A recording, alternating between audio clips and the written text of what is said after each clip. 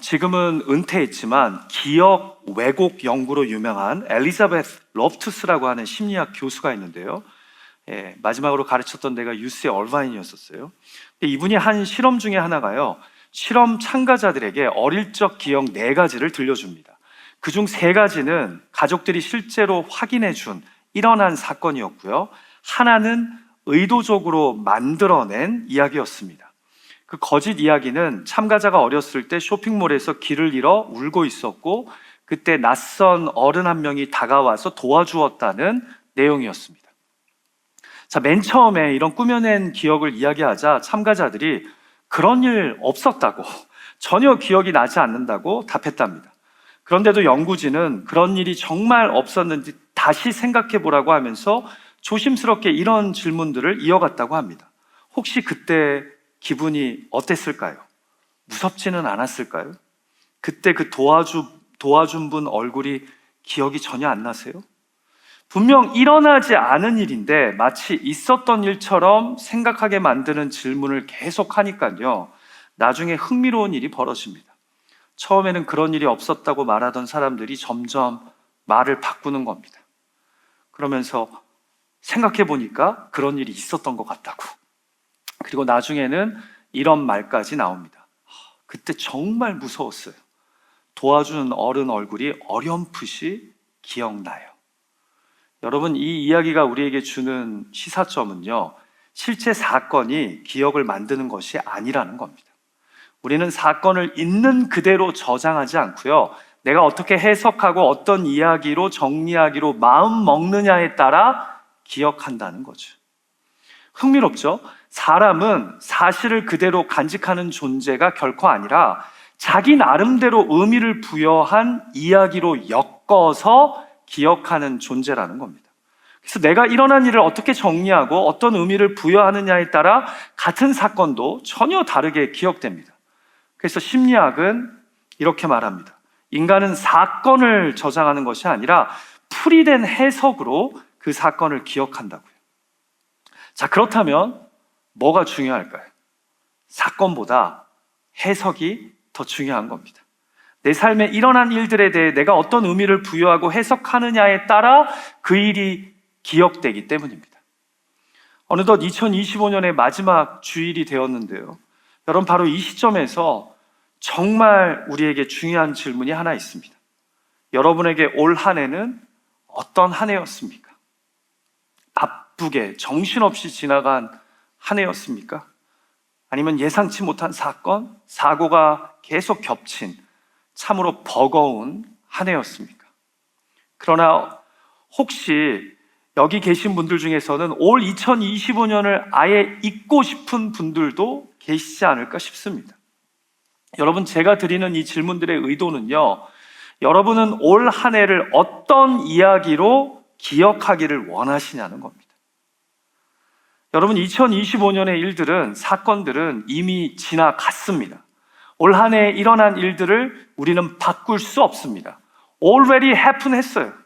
하지만 2025년을 마무리하는 이 시점에서 우리가 아직 할 수 있는 것이 하나 있습니다. 그것은 올 한 해 일어난 나쁜 일들과 좋은 일들, 황당했던 일들과 예상 가능했던 일들, 괴로웠던 일들과 감사했던 일들을 내가 어떻게 해석하며 어떤 의미로 기억할 것이냐라는 겁니다. 보세요. 같은 한 해를 보내고도 어떤 사람은 이렇게 말합니다. 그래도 하나님의 은혜로 여기까지 왔다. 그런데 또 어떤 사람은 말합니다. 올해 일어난 그 일 때문에 내 인생이 망가졌다. 자, 사건은 같을 수 있어요. 상황도 비슷할 수 있어요. 그런데 어떻게 해석하고 어떤 의미를 부여하느냐에 따라 우리의 2025년은 전혀 다른 이야기로 기억될 수 있다는 거죠. 그래서 지금 이 시점에서 중요한 것은 올 한 해에 일어난 여러 일들과 사건들을 내가 어떤 해석으로 정리하냐는 겁니다. 왜냐하면 내가 이해하고 해석한 그대로 어쩌면 왜곡된 채로 기억될 수도 있기 때문입니다. 오늘 우리가 함께 읽은 본문에도 바로 이 질문이 흐르고 있습니다.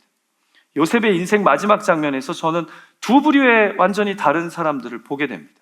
하나는 부정적이고 단정적으로 하나님을 배제하며 자신들의 인생을 해석하는 사람들이고요. 또 하나는 긍정적이고 유연하게 하나님을 자신의 황당한 삶에 초대해서 인생을 해석하고 의미를 부여하는 사람입니다. 오늘 말씀을 통해 우리는 이 질문 앞에 서게 된다는 거죠. 일어난 사건이 인생을 만드는가? 아니면 그 사건을 해석하는 믿음이 인생을 만드는가? 오늘 이 질문에 대한 성경의 답을 찾아가는 가운데 우리 개개인을 향하신 주님의 음성을 들을 수 있는 우리가 되기를 간절히 소망합니다. 올 한 해를 어떻게 정리해야 될지 모르는 우리에게 하나님이 말씀을 통해 주시는 위로와 소망이 있기를 주님의 이름으로 축복합니다. 자, 두려움에 떠는 형들을 향한 요셉의 고백에서 우리는 무엇을 배우게 됩니까? 한 해를 마무리하며 이해되지 않는 일들에 대해 우리는 어떤 믿음을 가져야 합니까? 자, 첫 번째는 일어난 사건 이꼴 인생이 아니라는 겁니다. 지금 저 부호 표시가 그런 거예요. 이 말의 의미는 뭐냐? 인간의 사건이 아니라 믿음의 해석이 인생을 만든다라는 겁니다. 자, 보세요. 오늘 본문에서 요셉의 형들은요, 이미 일어난 사건으로 자신들의 인생을 규정합니다. 어렸을 때 아버지의 사랑을 받는 동생 요셉을 시기해서 우리가 죽이고자 했고 결국은 이스마엘 상인들에게 노예로 팔아버리는 정말 돌이킬 수 없는 죄를 형들이 저질렀습니다. 그 결과 요셉은 노예 생활을 하게 됐고 나중에는 억울하게 감옥 생활까지 했습니다. 자, 물론 감옥 생활까지 형들의 직접적인 책임이라고 말하기는 어렵죠. 그러나 사건으로 자신을 규정하며 거기에 속박되어 살기를 즐겨하는 사람들은 이렇게 생각합니다. 이 모든 일은 결국 형들 때문에 시작된 거야. 그래서 내가 노예가 된 것뿐만 아니라 감옥에 가게 된 것도 내가 그 위에 당하는 얼마나 황당하고 괴로운 일들도 다 그 출발은 누구 때문이라는 거예요? 형들 때문이라는 거죠. 원인을 제공한 게 형들의 배신이니까요. 자, 그래서 비록 요셉이 애굽의 총리가 되었고 입으로는 형들을 용서한다고 말했지만 형들의 마음속에는 여전히 불안함이 있었던 겁니다. 일어난 사건만 놓고 보면 자신들은 언제든 동생 요셉에게 보복을 당해도 할 말이 없다고 느꼈기 때문입니다. 그런데 그 불안감 위에 또 하나의 사건이 일어납니다. 아버지 야곱이 죽은 거예요. 그러자 형들 안에 있던 불안감이 두려움으로 바뀝니다. 우리가 그를 노예로 팔아버린 일로 요셉이 우리를 미워하여 우리가 행한 모든 악을 복수로 갚을 수 있겠다. 이들은 수십 년 전의 사건을 어떻게 기억하고 있는 거예요? 이미 끝난 과거가 아니라 여전히 자신들을 규정하는 현재로 기억하고 있는 거예요. 동생에게 씻을 수 없는 상처를 준 형들로서 분명히 우리를 아직도 미워하고 있을 거라고 이해한 겁니다. 한마디로 일어난 사건 이꼴 인생이라는 거죠. 그 일로 내 인생은 꼬였다는 겁니다. 그래서 17절에서 형들은요, 아버지 야곱이 살아생전 자신들을 용서하라고 말씀했다고 그 이야기를 굳이 전하면서 요셉에게 제발 우리의 죄를 용서해달라고 간청합니다. 18절에서는요, 요셉 앞에 엎드리기까지 해서 우리는 당신의 종들이라고까지 말하며 저자세를 보입니다. 지금 무엇으로 자신들을 규정하고 있는 거예요? 이미 일어난 사건으로 자기 인생을 규정하고 있는 겁니다. 자, 그런데 여기서 요셉은 전혀 다른 반응을 보입니다. 같이 본문 19절과 20절 말씀 읽어볼까요? 시작. 요셉이 그들에게 이르되 두려워하지 마소서. 내가 하나님을 대신하리이까? 당신들은 나를 해하려 하였으나 하나님은 그것을 선으로 바꾸사. 요셉은요, 인간의 죄악과 탐욕, 이기심으로 야기된 그 사건 가운데 하나님을 초대합니다. 사건은 인간이 일으켰지만 이 사건을 어떻게 해석할지는 하나님을 믿는 믿음 안에서 하려고 한 겁니다. 그래서 그는 당당하게 말합니다. 당신들은 나를 해하려고 했지만 하나님은 그것을 선으로 바꿨다고요. 나를 해하려고 한 것이 팩트입니다. 일어난 사건입니다. 그러나 하나님이 그것을 선으로 바꿨다는 것은 요셉의 해석입니다. 믿음 안에서의 해석이에요. 사랑하는 예배자 여러분, 우리네 인생은요, 결코 일어난 일로 결정되지 않습니다. 사건 이꼴 인생이, 팩트 이꼴 인생이 아니라는 겁니다.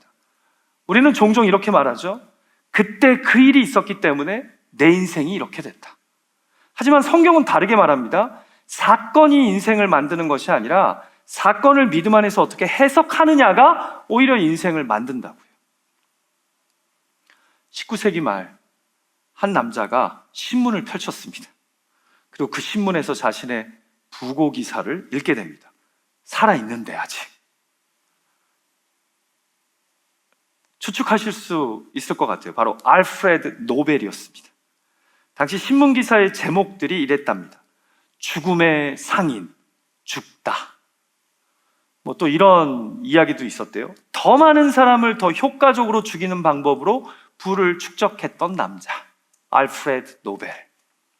다이너마이트로 불을 쌓은 그의 인생을 평가하는 부고 기사의 소재였더라는 거죠. 여러분, 사실 이 기사는요, 노벨이 아니라 그의 형이 죽었는데 프랑스 기자가 소식을 잘못 들어서 쓴 오버였습니다. 그러나 노벨에게 더 중요했던 것은 기사가 틀렸다는 사실이 아니었습니다. 그는 그 기사 속에서 세상이 자신을 어떻게 보고 있는지 깨달았습니다. 그날 노벨은 일어난 황당한 사건을 두고 두 가지 길 앞에 서게 됩니다. 하나는 세상이 나를 이렇게 보니 어쩔 수 없다. 나는 그냥 그런 사람인가 보다. 라고 팩트로 그냥 자신을 규정하는 길입니다. 다른 하나는 비록 오보여도 일어난 일로 인해 자신을 새롭게 해석해보는 길입니다. 만약 오늘이 내 인생의 마지막 날이라면 이 해석이 정말 내 인생의 마지막 문장이 되어야 할까? 노벨은 이미 일어난 황당한 사건을 자신을 무너뜨리고 절망하게 만드는 일로 규정하기보다 오히려 자신에게 유익이 되는 해석으로 삼습니다. 그 결과가 무엇이죠? 바로 노벨상입니다. 과학, 문학, 평화, 인류의 미래를 기르는 상이 바로 이 오버였던 기사를 통해 노벨에게 자극이 되어서 그가 자신의 삶을 새롭게 해석하며 시작하게 된 상이라는 거죠. 사랑하는 예배자 여러분, 노벨의 인생을 바꾼 것은 그를 평가하는 세상의 팩트가 아니었습니다. 황당한 사건이 아니었습니다. 그 사건을, 팩트를 의미 있게 해석한 선택이었습니다. 해석이 그의 인생을 바꿨다라는 거죠. 요셉의 인생도 마찬가지예요. 형들에게 팔려간 사건은 바뀌지 않았습니다. 그러나 요셉은 그 사건을 망가진 내 인생의 증거가 아니라 하나님이 선으로 엮어가시는 이야기로 해석했습니다. 여러분, 사실 우리의 문제는요, 이미 일어난 사건이 아니라 우리가 그 사건을 믿음 안에서 어떻게 해석하느냐는 겁니다. 올 2025년 저와 여러분의 삶에도 정말 많은 일들이 일어났습니다. 좋은 일들도 분명히 있었겠지만 안 좋은 일들도 정말 많았던 분들이 있을 겁니다. 그런데 요셉의 형들처럼 일어난 사건으로, 팩트로 스스로를 규정하실 겁니까? 아니면 요셉처럼 하나님을 믿는 믿음 안에서 바른 해석을 선택하실 겁니까? 우리 인생을 규정하는 것은 사건이 아니라 그 사건 앞에서 우리가 하나님을 믿는 믿음으로 이것을 어떻게 해석하느냐에 달려있다는 거죠. 요셉은 하나님 안에서 해석했기에 결국 상처 많은 인생 가운데서도 하나님 보시기에 건강하고 바른 인생을 살게 된 겁니다. 부디 사건이 아니라 해석이 인생을 만듦을 기억하며 올 2025년을 잘 기억하고 정리하는 저와 여러분이 되실 수 있기를 주님의 이름으로 축복합니다. 자, 두 번째로 우리가 요셉의 고백에서 발견하게 되는 은혜와 도전은 무엇입니까? 의도 이꼴 결말이 아니라는 겁니다. 무슨 말이냐면 인간의 의도가 우리 이야기의 끝이 될 수 없다라는 거예요. 여러분, 우리는 종종 이렇게 생각해요. 저 사람은 나를 분명히 해치려고 했어. 분명히 악한 의도로 내뱉은 말이고 악한 마음으로 나에게 한 행동이야. 그렇게 2025년을 기억하는 사람들이 있을지 모르겠어요. 그래서 우리는 이렇게 기억하면서 결론을 내리죠. 그 의도가 이 이야기의 결말일 수밖에 없다고요. 그런데 성경은 말씀해요. 인간의 의도가 우리 인생의 결말이 될 수 없다고요. 자, 다시 오늘 본문으로 가볼까요? 요셉의 형들은요, 자신들의 과거를 이렇게 이해하고 있습니다. 우리는 요셉을 해치려는 의도로 그를 팔았다. 맞습니다. 이건 부정할 수 없는 사실이에요. 그래서 형들의 머릿속에는 이런 논리가 자연스럽게 자리 잡았습니다. 우리가 그렇게 악한 의도로 시작한 이야기라면 이 이야기는 결국 복수로 끝날 수밖에 없는 거야. 그래서 아까 15절에서도 요셉이 이런 우리를 미워하고 우리가 행한 모든 악을 갚을 거라고 불안해한 겁니다. 여러분 잘 들어보세요. 이 말 속에는 전제가 깔려 있는 거예요. 인간의 악한 의도대로 인생은 결말을 맞게 되어 있다. 그래서 요셉은 결국 노예로 팔려갔고 죽을 고비를 수차례 겪게 된 거라는 거죠. 자, 그런데 요셉의 해석은 전혀 다릅니다. 20절 말씀을 우리가 같이 읽어볼까요? 시작. 당신들은 나를 해하려 하였으나 하나님은 그것을 선으로 바꾸사. 사실 여기 좀 흥미로운 히브리어 동사가 2번 연속으로 등장하거든요. 그런데 개역 개정에는 그 동사의 의미가 잘 살려져서 번역되지는 않았어요. 영어 성경에는 나름 의미가 살려져 있습니다. 바로 카샵라고 하는 단어인데요. 그 뜻이 생각하다, 계획하다, 계산하다, 의도하다 이런 뜻입니다. 그래서 본문에서 이런 의미로 사용됐어요. 당신들은 나를 해하려는 의도로 행했지만 하나님은 그것을 선한 의도로 바꾸셨다. 사실 그 히브리어 동사가 여기서 그렇게 사용되고 있어요. 영어 성경 NIV는 이렇게 번역해요. You intended to harm me, but God intended it for good. 여러분 지금 요셉의 고백에 담긴 메시지는요, 클리어해요. 당신들, 형들의 의도는 악했습니다. 그러나 하나님은 그 의도에 의해 제 인생이 결말되게 하지 않으시고 오히려 하나님의 의도로 나를 선하게 인도해 주셨습니다. 그 말이에요. 인간의 의도가 우리 인생에 영향을 미칠 수는 있겠지만 그 결말까지 결정할 권한은 없다는 겁니다. 당신들의 의도보다 하나님의 의도가 더 크고 당신들의 뜻과 계획보다 하나님의 뜻과 계획이 더 중요하다는 겁니다.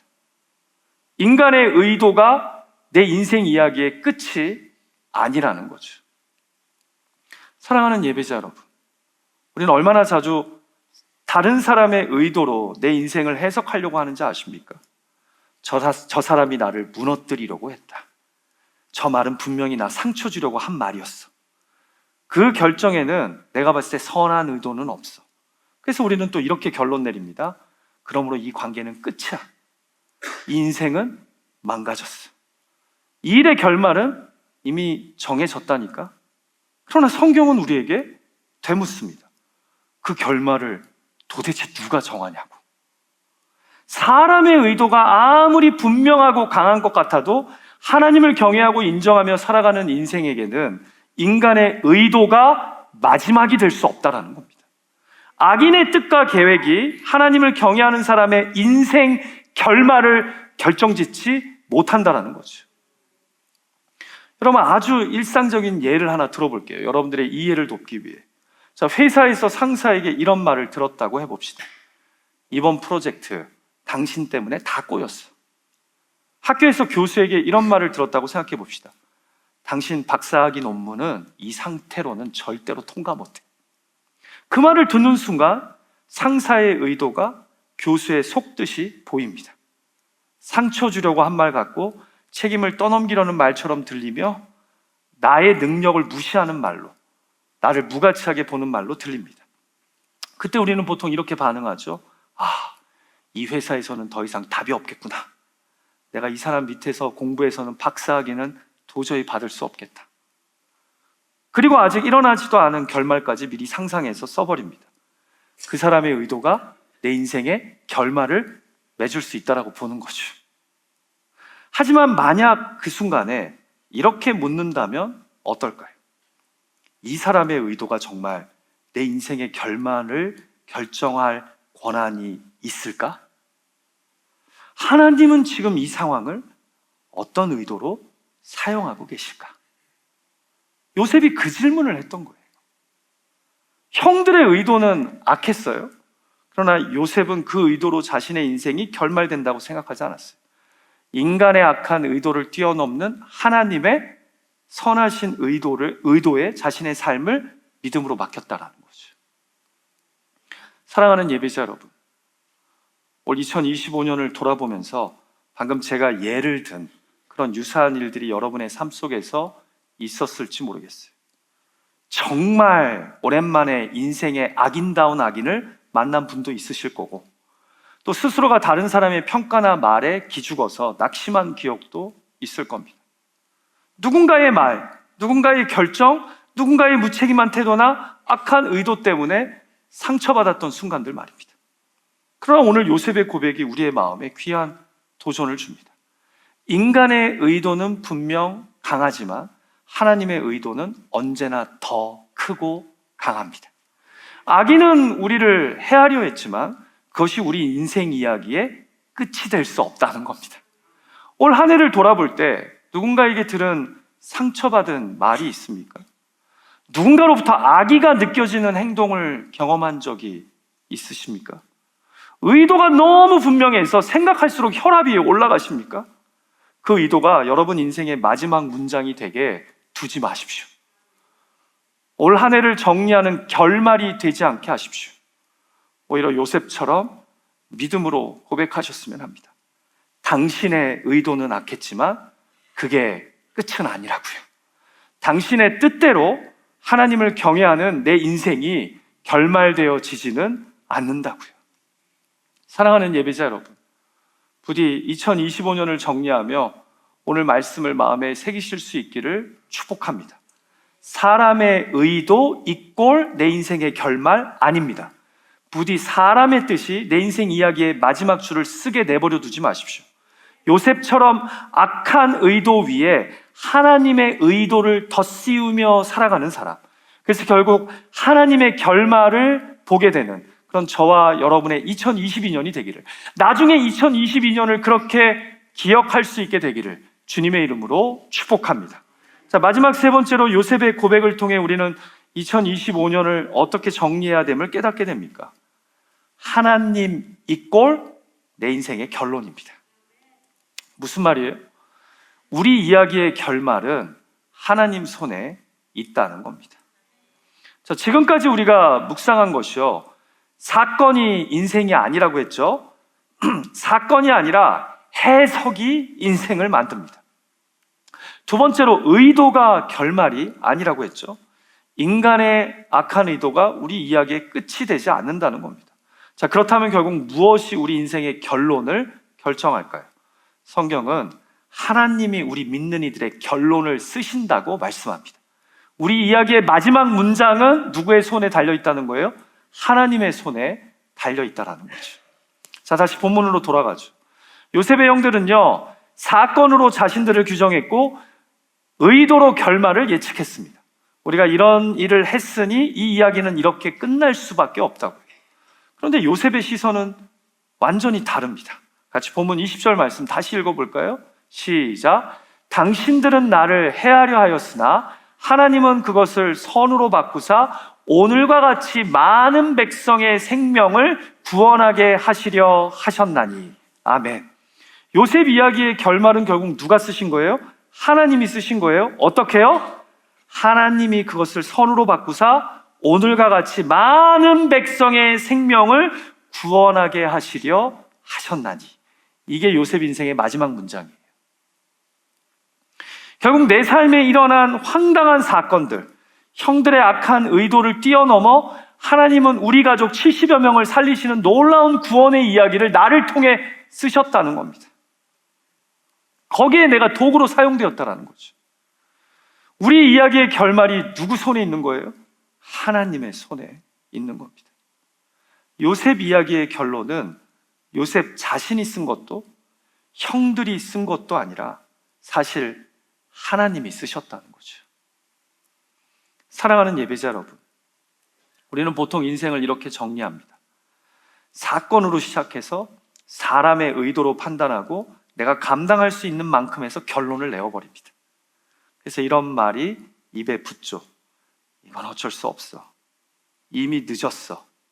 2025년은 여기까지야. 하지만 요셉의 고백은 우리의 모든 마침표를 멈춰 세웁니다. 하나님이 아직 마침표를 찍지 않으셨다면 그 이야기는 끝난 게 아니라고 하면서요. 여러분, 지금은 테슬라 하면 전기 자동차 회사로, 또 일론 머스크가 CEO인 회사로 많이 알려져 있는데요. 사실 이 회사의 이름이 19세기 말과 20세기 초를 살았던 유명한 과학자 니콜라 테슬라를 인용한 회사명이라는 거 아세요? 테슬라는요, 당대 에디슨과 함께 유명한 발명가이자 과학자였는데요. 교류 전기 시스템을 개발했고, 그래서 오늘날 전력망의 기초를 놓은 인물입니다. 또 무선 통신, 전자기파, 원격 제어, 심지어 오늘날 와이파이와 스마트폰 기술의 씨앗이 되는 수많은 개념을 이미 100년 전에 제시한 정말 천재 과학자였습니다. 심지어 100년 전에요, 무선으로 배를 조종했어요. 드론의 시조가 테슬라입니다. 그런데 여러분, 이런 발명가라면 그의 삶이 왠지 엄청 대단하고 위대했을 것 같지 않습니까? 엄청난 인생을 살았을 것 같지 않아요? 그런데요, 그의 인생이 참으로 힘들었습니다. 그의 기발한 아이디어는 다른 사람들의 손에서 상업화되었고, 그의 특허는 법정에서 빼앗겨지기도 하고, 말년에 그는 뉴욕의 허름한 호텔방에서 비둘기에게 먹이를 주면서 외롭게 생을 마감했답니다. 사람의 기준으로 보자면 그의 인생은 이렇게 정리되기 쉽습니다. 위대한 아이디어, 그러나 실패한 인생. 천재 발명과 비참한 마지막 인생 등등. 그런데 시간이 흐르면서 테슬라의 가치, 그의 인생 이야기는 전혀 다른 결론을 맞습니다. 오늘 우리가 사용하는 전기의 방식, 현대 산업과 과학의 토대, 또 그리고 그의 이름을 딴 테슬라라는 기업까지, 그의 영향력은 어떻게 보면 그가 죽은 후에야 본격적으로 드러났습니다. 무슨 말이에요?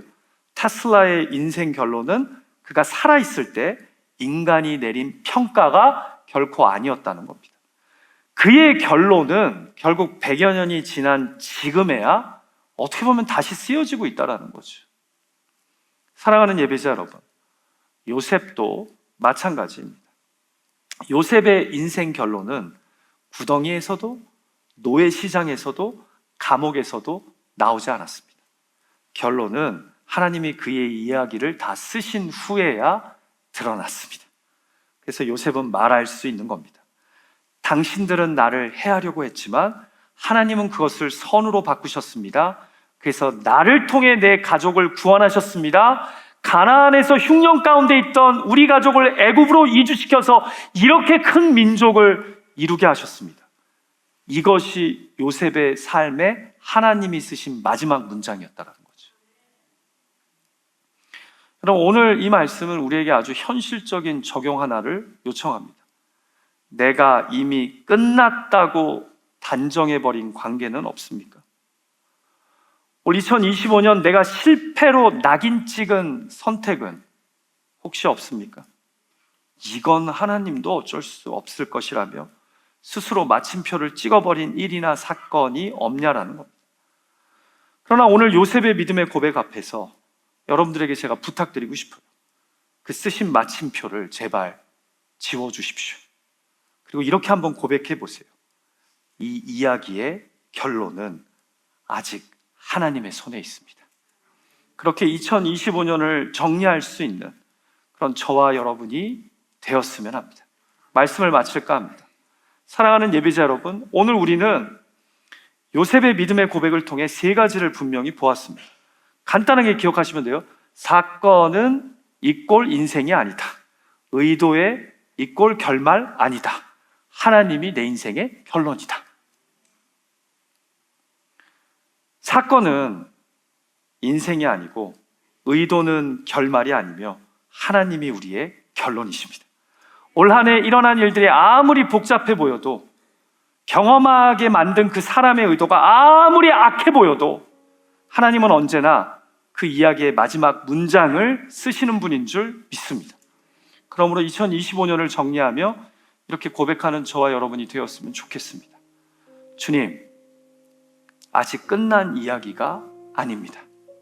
주님, 제 인생의 결론은 여전히 주님의 손에 있습니다. 요셉처럼 사람의 평가가 아니라 하나님의 결론을 신뢰하며 그렇게 2025년을 정리하고 2026년에 문을 열 수 있는 저와 여러분이 되시기를 주님의 이름으로 축복합니다. 우리 시간 주신 말씀을 붙잡고 길을 만드시는 분, 이 웨이메이커라는 찬양을 좀 고백했으면 좋겠어요. 올 2025년 우리 인생에 많은 길이 막혔던 분들이 있을 겁니다. 탄탄대로를 걸으신 분도 있겠지만 적지 않은 분들이 막힘을 경험했을 거예요. 근데 오늘 창세기 50장 요셉의 믿음의 고백 속에서 우리는 그럼에도 하나님이 내 마지막 인생의 문장을 알고 계시며 하나님이 막힌 길을 여실 수 있는 분이며 인간의 악한 의도가 결국 내 이야기의 마지막 끝이 될 수 없음을, 하나님이 우리 이야기의 결말을 쓰신다는 것을 우리가 오늘 붙잡고 길을 만드시는 이 하나님을 찬양하며 의탁했으면 합니다.